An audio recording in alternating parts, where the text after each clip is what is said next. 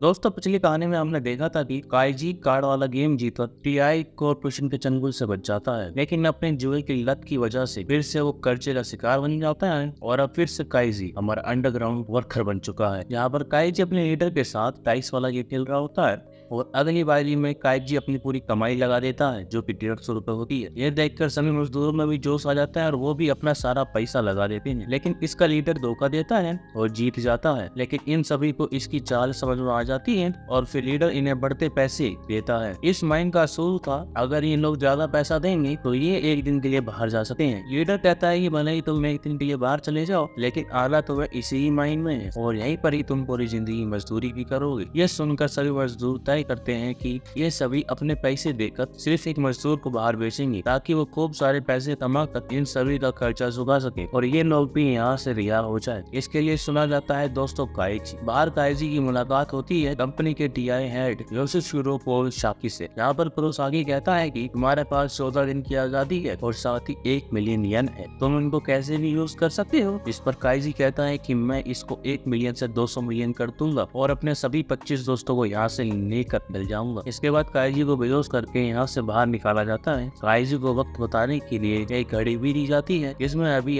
14 दिन का समय था। शाम को काइजी शेल्टर में जाता है, जहाँ पर इसको टोनीगावा मिलता है। ये वही है जिसको पिछली स्टोरी में काइजी ने हरा कर अंडरग्राउंड में भेज दिया था। इसलिए काइजी पूछता है कि तुम बाहर कैसे आए। टोनीगावा शांत रहता है और फिर कहता है कि क्या तुम मेरे साथ एक बाजी खेलोगे, तो मैं तुमको बताऊंगा कि कैसे पैसों को डबल कर सकते हैं। ये सुनकर काइजी इसके साथ सोगी नाम का एक गेम खेलता है। इसी बीच बेघर लोगों के लिए एक सेंटर का राउंड होता है। काइजी भी अपना नाम लिखवाने के लिए दौड़ता है और वापस जाता है तो टोनीगावा उसके पैसे लेकर फरार हो चुका होता है। वहाँ पर कसिनो का दोस्तों एक कार्ड होता है और फोन पर टोनीगावा बताता है यहीं से तुम्हारे पैसे बढ़ सकते हैं। इसलिए अगले दिन काइजी भी वहाँ पर पहुँच जाता है। ये एक इंडोनेशियन कसिनो था जिसको टीआई कॉर्पोरेशन ने खोला था। यहाँ पर काइजी को तारो नाम का एक आदमी मिलता है, जो कि इस कसिनो की सबसे बड़ी मशीन सोन के बारे में बताता है। इसमें गोल्डन बॉल्स होती हैं। इसमें एक बॉल 4000 की देनी पड़ती है और कम से कम इन्हें ऐसे ही 3 मिलियन लगाने पड़ते हैं और फिर गेम शुरू होता है। ये बॉल 3 लेवल के होते हुए होलों में आती है। इसमें से एक भी बॉल अगर रेड होल में गिर जाए तो जैकपॉट लग जाता है, यानी कि ये सारी गोल्डन बॉल उसकी हो जाती है। इसकी कीमत 1 बिलियन है। काइजी देखता है सिर्फ 2 ही लोगों ने इस गेम को जीता है, जिसमें एक है अंडरग्राउंड का लीडर और दूसरा है टीआई कंपनी का चेयरमैन। इस वक्त पर एक आदमी ने अपनी पूरी जिंदगी कमाई दांव पे लगा दी थी, लेकिन वो हार जाता है। जिसके बाद वो दोबारा टीआई कंपनी का एम्प्लॉय कार्ड यूज करता है, जिस पर 10 मिलियन का लोन लिया जाता है। अगर कोई इसको नहीं चुका पाता है तो उसको जिंदगी भर अंडरग्राउंड मजदूरी करनी पड़ती है। यह आदमी इस बार भी दोस्तों हार जाता है और सिक्योरिटीज को पकड़ कर ले जाती है। काइजी ये सब देखकर समझ जाता है कि इस मशीन में ही कुछ गड़बड़ है। वहीं दूसरी तरफ हमें कसिनो मालिक सिया को दिखाया जाता है, जो कि काइजी को देखकर पहचान जाता है। काइजी तारो को बताता है कि इस मशीन से ऐसे नहीं जीता जा सकता है। तारो काइजी को घर ले जाकर उस मशीन का एक नमूना दिखाता है, क्योंकि तारो इस जैकपॉट को जीतना चाहता है। इसलिए वो काइजी को भी उसकी हेल्प करने के लिए कहता है। इसी की शिवी नाम की एक लड़की आ जाती है। ये बताती है कि टीआई कंपनी ने इसके फादर को भी मार दिया था और तभी से ये वहाँ पर वेटरेस का काम कर रही है, ताकि वो अपने पिताजी का बदला ले सके। यहाँ पर तारो काइजी को अपना प्लान बताता है कि ये दोनों अलग अलग उसी कसिनो में एंटर करेंगे। तारो अपने पैसे लगाएगा और उसको खेलता देख वहाँ पर और भी लोग इकट्ठा हो जाएंगे, लेकिन इनके सामने 2 परेशानियां और भी हैं। पहली तो खेल है, इसमें 3 सेटिंग होती हैं, लेकिन योमी उसका शेड्यूल चुरा लेती है। इससे इनको पता चलता है कि कल पहली सेटिंग अप्लाई होगी और इसी में ही मार्बल की रेड होल में गिरने के चांस सबसे ज्यादा होते हैं। और दूसरी परेशानी के लिए तारो चुंबक का इस्तेमाल करता है, ताकि वो जो बॉल्स है वो रेड होल्स में ही गिने। और इसके लिए तारो ने एक स्पेशल स्फीयर कैन भी बनाए होते हैं, ताकि इनको इसी पर शक न हो। इसके अंदर मैग्नेट होता है, ताकि योमी इस कैन को अपने साथ कसिनो में लेकर जाएगी और फिर काइजी के पास से ये कैन तारो को मिल जाएगी। अगले दिन ये लोग ऐसा ही करते हैं। खेल के दौरान तारो काइजी को एक नॉर्मल कैन देता है, जिसे काइजी मैग्नेटिक कैन में बदल कर तारो को वापस कर देता है। इसकी वजह से तारो बॉल को रेड होल की तरफ खींचता है, लेकिन बॉल दूसरे छेद में गिर जाती है। ये देखकर तारो दूसरी चाल भी 10 मिलियन की लगाता है, लेकिन मैग्नेट की मदद से भी ये बॉल दूसरे छेद में ही गिरती है, यानी इस पर मैग्नेट का कोई भी असर नहीं हो रहा था। इसलिए तारो अपने सारे पैसे हार जाता है और ये देखकर तारो जमीन पर गिर पड़ता है और उसकी जो कैन होती है वो मार्बल्स के पूल में गिर जाती है। तभी यहाँ पर सिया आ जाता है और एक बॉल जो पुल से बाहर आ गई थी और उसको जल्दी से उठा लेता है और बॉल से की कैन भी उठाता है। मैग्नेट होने के बाद भी मार्बल कैन से चिपकी नहीं होती। ये देखकर काइजी और तारो दोनों ही हक्का तवक्का रह जाती है। सिया बताता है कि ये मार्बल्स स्टील और ब्रास के होते हैं ताकि कोई भी चीटिंग ना कर सके, लेकिन जबकि यूमी ने बताया था कि ये लोहे की होती हैं। इन दोनों को पता चलता है कि यूमी ने झूठ बोला था और उसने इस बारे में सिया को भी बता दिया था। सिया ने यूमी को बताया है कि काइजी ने ही उसके फादर को मारा था, इसलिए यूमी इन दोनों को धोखा देती है। सिया काइजी को एक ऑफर देता है कि अगर तुम डेथ गेम खेलोगे तो तुम हारे हुए पैसे जीत सकते हो, और काइजी भी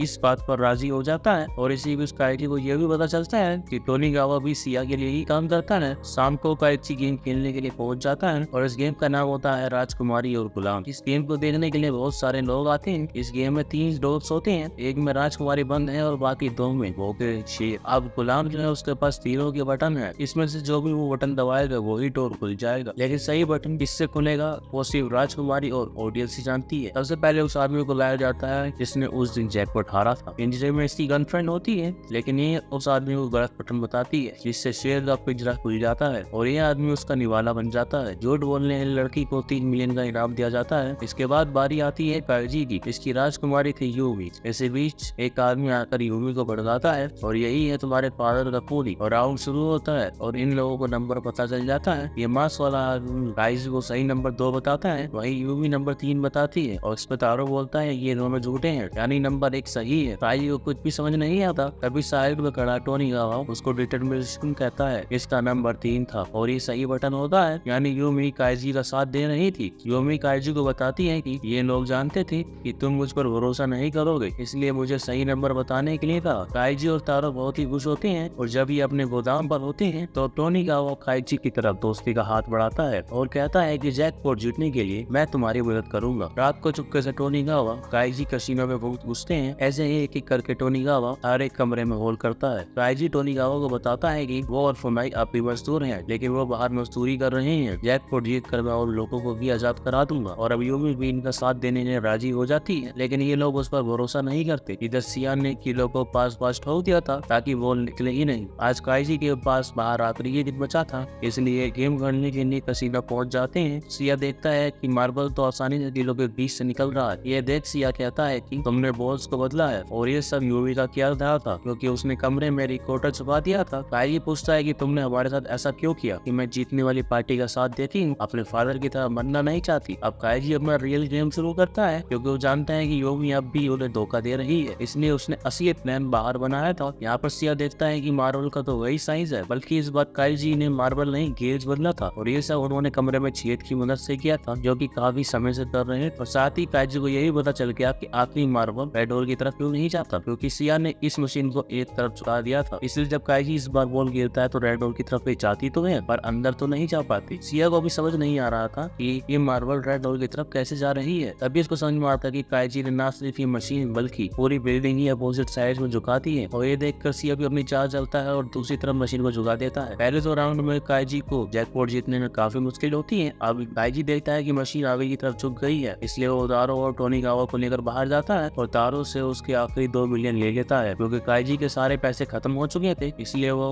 तारो के 2 मिलियन के साथ अपने साथियों को दिए हुए 1 मिलियन भी मिला देता है। काइजी समझ चुका था कि सिया ने मशीन दूसरी तरफ झुका दी है, इसलिए सारी बॉल्स आगे जाने की बजाय इसी में ही रुक जाएंगे। ये देखकर काइजी अपने पैसे लगा देता है, क्योंकि यहाँ पर सारी बॉल जब इकट्ठा हो जाएगी तो इनमें से जरूर कोई ना कोई बॉल रेड होल में पहुंच जाएगी। काइजी सिया से समझौता करने के लिए कहता है, क्योंकि इसके पास अब सिर्फ 200 मार्बल्स बची थी, इसलिए वो सिया से 2 मिलियन देने के लिए कहता है। लेकिन सिया को मालूम था कि 200 बॉल से नहीं जीता जा सकता, इसलिए उसने पैसे देने को मना कर दिया। इसी बीच टोनीगावा यहाँ पर आता है और सबको बताता है कि उसके पास टीआई का एम्प्लॉय कार्ड है, इस बार उसको 10 मिलियन मिल सकते हैं। टोनीगावा इन 10 मिलियन को काइजी को दे देता है। तभी मार्बल रेड होल से उछल कर दूसरे होल में चली जाती है, क्योंकि रेड होल से हवा आ रही थी, जो कि सिया की चाल थी, जिससे कि कोई भी मार्बल रेड होल में नहीं जाती। क्योंकि लेकिन काइजी गेम जारी रखता है क्योंकि वो जानता है कि अगर सारी बॉल्स सारी मार्बल्स एक जगह इकट्ठा हो गई तो ये रेड होल में भी पहुंच जाएंगी, और आखिर में काइजी हार जाता है। अब सिक्योरिटी काइजी को और टोनीगावा को अंडरग्राउंड में ले जाने लगती है, लेकिन तभी यहाँ पर यूमी टीआई कार्ड लेकर आ जाती है और इस पे मिले 10 मिलियन काइजी को दे देती है। ये देखकर सिया यूमी से कहता है कि ये ऐसा मत करो, मैं तुम्हारे फादर का सारा खर्चा माफ करा दूंगा और तुम आजाद हो जाओगे। लेकिन यूमी काइजी को कार्ड दे देती है। ये देखकर सिया समझ जाता है कि वो अब हार चुका है। तभी हमें सिया की बैक स्टोरी दिखाई जाती है, जो कि कर्जे की वजह से अंडरग्राउंड हो गई थी, लेकिन ब्रेव मैन डेथ गेम खेलते वक्त उसने सभी लोगों को धक्का दे दिया था, जिसके बाद वो गेम का विनर बन गया था। अब कसिनो का मालिक सिया काइजी से कहता है कि मैं तुम्हें 200 मिलियन दूंगा और तुम्हारे रास्ते को भी छोड़ दूंगा, लेकिन अब काइजी उसका ऑफर नहीं मानता और गेम खेलने लगता है और आखिर में जीत काइजी की ही होती है। इससे काइजी को 1 बिलियन मिलते हैं। वहीं पर ही सिया के हार जाने की वजह से उसको अंडरग्राउंड वापस भेज दिया जाता है। काइजी इन पैसों को भी अपने सभी साथियों के साथ बांटता है और जितने भी अंडरग्राउंड साथी थे उनको भी आजाद करवा देता है। लास्ट में टोनिगावा काइजी से एक बाजी खेलने के लिए कहता है, इसलिए काइजी उसके साथ कार में बैठकर ई कार्ड खेलने लगता है। टोनिगावा ने गुलाब वाला सेट इस बार खुद लिया था। शीशे से काइजी को उसके कार्ड साफ नजर आते हैं। इसी बीच इनकी कार से धुआं निकलने लगता है। काइजी समझ जाता है कि टोनिगावा की चाल है कि मैं कार से बाहर निकलूं और जो कि पैसे मेरे पास कार्ड में है वो को लेकर भाग जाए और इन दोनों के पैसे कार के साथ चल जाते हैं। इसके बाद टोनिगावा काइजी को थोड़े पैसे अपने पास से दे देता है ताकि वो अपने दोस्तों के साथ एंजॉय कर सके। दरअसल जो कार में पैसे चले थे वो नकली थे। अभी भी टोनिगावा के पास काइजी